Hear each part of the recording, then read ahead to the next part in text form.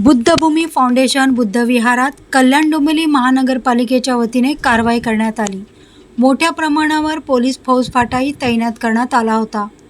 बुद्धभूमी फाउंडेशनच्या संचालकांनी कल्याण डोंबिवली महापालिकेच्या कारभारावर प्रश्न उपस्थित केला आहे।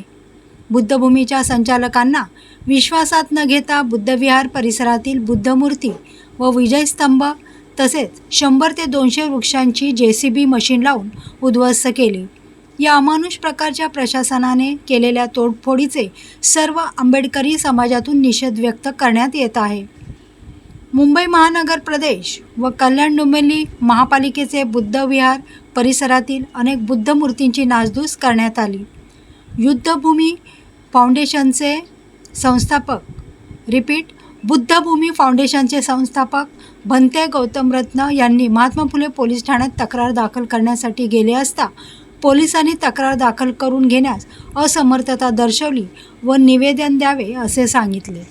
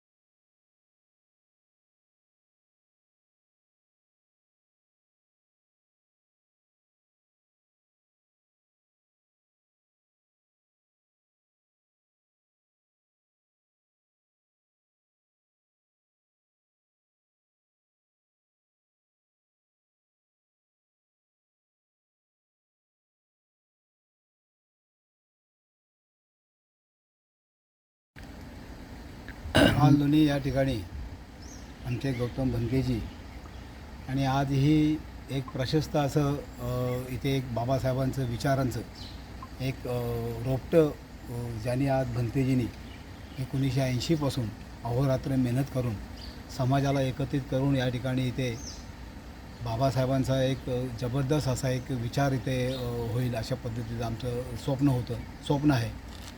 आणि काल मी पहिल्यांदा महापालिका प्रशासनाचं इथे धिक्कार करतो आहे की कारण महानगरपालिका म्हणजे काय इथे काय म्हणजे कुठली झोपडपट्टी तोडायला आले नाही, तर इथे कुठलं म्हणजे अनाधिकृत काय आहे तर ते तोडण्यासाठी ते आले नाही, परंतु त्यांना इथनं रस्ता काढायचा आहे। तो रस्ता काढण्यासाठी आमचे धम्म बांधव वंथेजी त्यांनी विचारलं किंवा त्यांना सांगितलं, विचारविनिमय करून इथनं जो रस्ता काढण्याचा जो प्रयत्न त्यांनी जो केलेला आहे, रस्ता जो काढलेला आहे, रस्त्याच्या व्यतिरिक्त इथे झाडं तोडली।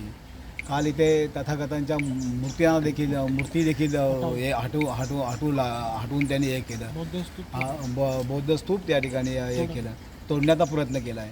तर ह्या अशा गोष्टी प्रशासनाला शोभत नाही, कारण एखाद्या धम्म बांधवा म्हणजे धम्माचा हे करणं हे त्यांच्या याला शोभत नाही।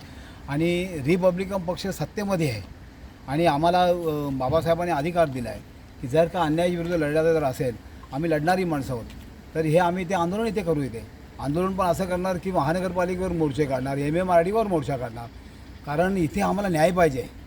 मला वाटतं 2005ला मी नगरसेवक होतो. त्यावेळेला हा प्रश्न म्हणजे भेडसावत होता सगळ्यांना, भंतेजींना आणि सगळ्यांना भेडसावत होता.